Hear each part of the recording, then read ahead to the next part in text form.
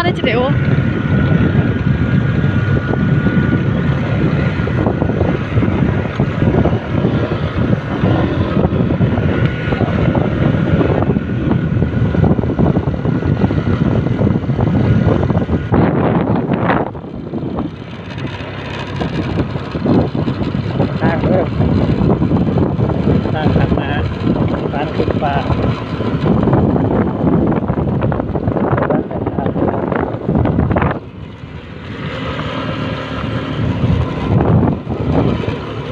chiếc hay lùi đeo đấy.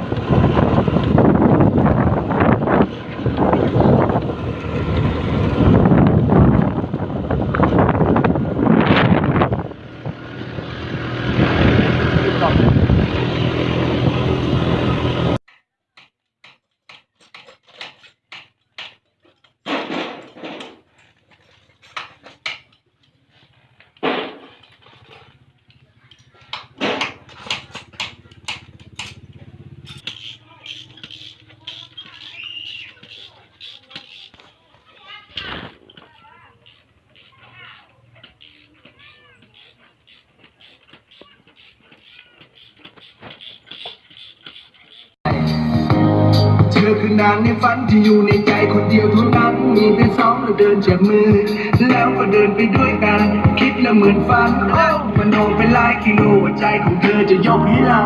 ผู้ใดวะมีน้ำตาเธอบอกว่าฉันยิ้มบ้าบ้าส่วนตัวเธอคือแค่เข้ามาทันเวลาในตอนที่ไม่มีใครยกหัวใจเธอ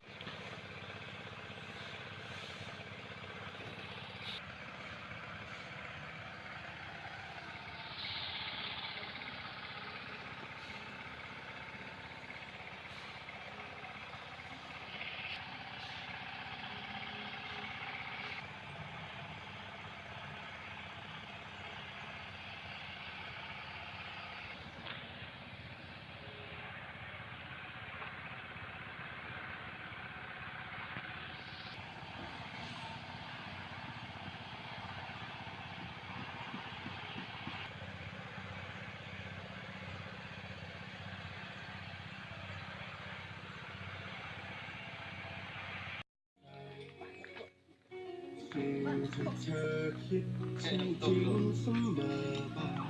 งั้นช่วยฟังอะไรหน่อยแล้วกันจะคือทุกอย่าง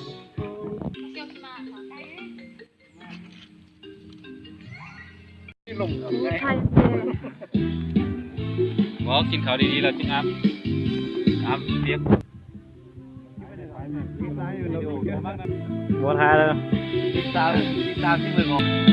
ตะเว้นท่วมติดตอกดินนกกาบอยบินสู่โรงรังแต่ซุ่มเฮาเจ้าสิออกจากหัง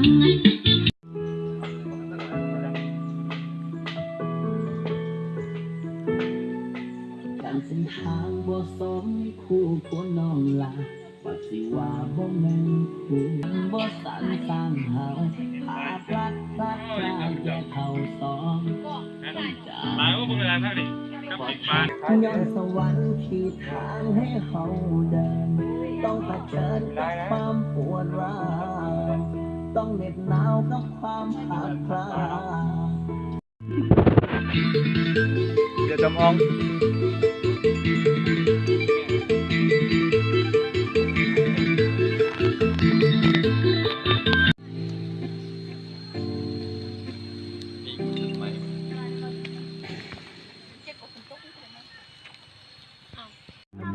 มันยังไม่คิดอะไรแล้วจะไปเศร้าทำไมกูยังไม่รอ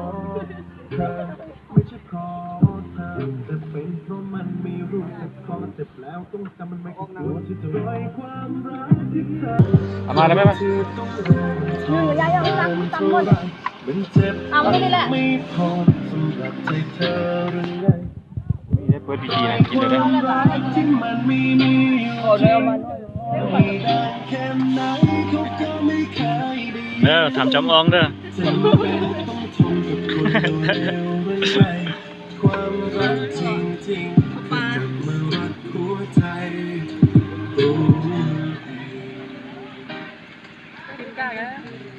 ย กูไม่เอา มาเลยมา เพราะเขาคนไม่จริง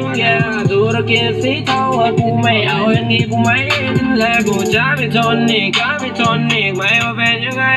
ใครที่ไม่ใช่คนจริงไม่ใช่คนจริงกูก็คงต้องไปไอ้พวกคนที่โกหกคนที่โกหกกู ที่กูใส่อยู่นี่เขาก็เรียกว่าของจริงสร้อยที่กูใส่อยู่นี่เขาก็เรียกว่าของจริงพวกกูใส่แต่ของจริงของแหวนที่กูใส่อยู่นี่เขาก็เรียกว่าของ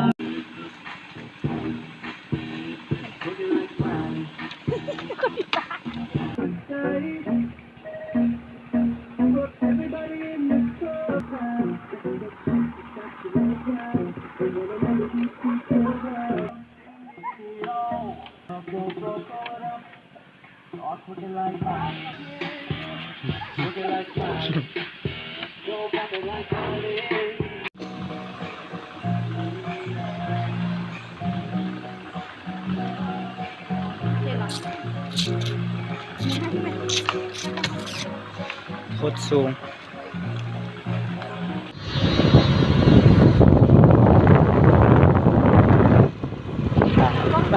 มือรับ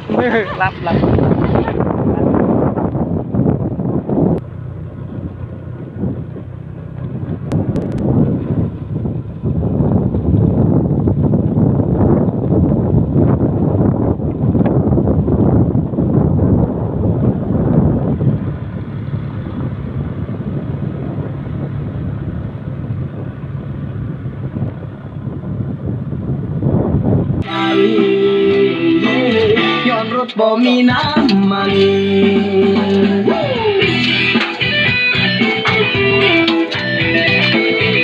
ขาเป็ดต่อเรื่องเชียว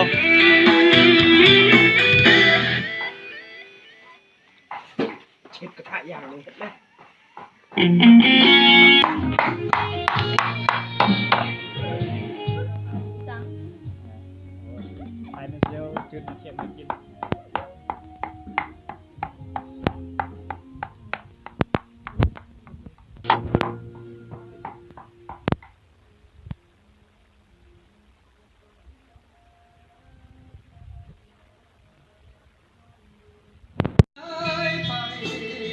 กินได้ไร หมกขาวเด้อ เรื่องกินตกเป็ดเนาะ หมกขาวแกมเลือดเป็ด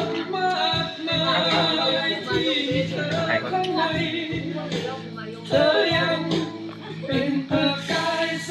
จะได้แซ่บบอกเลือดเป็ดหน่อย โอ้แซ่บคัดตอนได้หนึ่ง เอา นี่แถวของมันเป็นเงี้ยแบบไปถามเพื่อน ไม่พอน้ำกันไม่พอ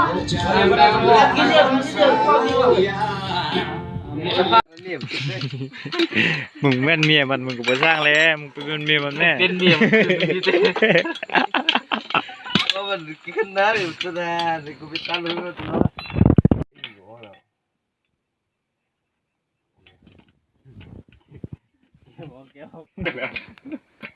ไปแล้วก่อนเด็กรถมัด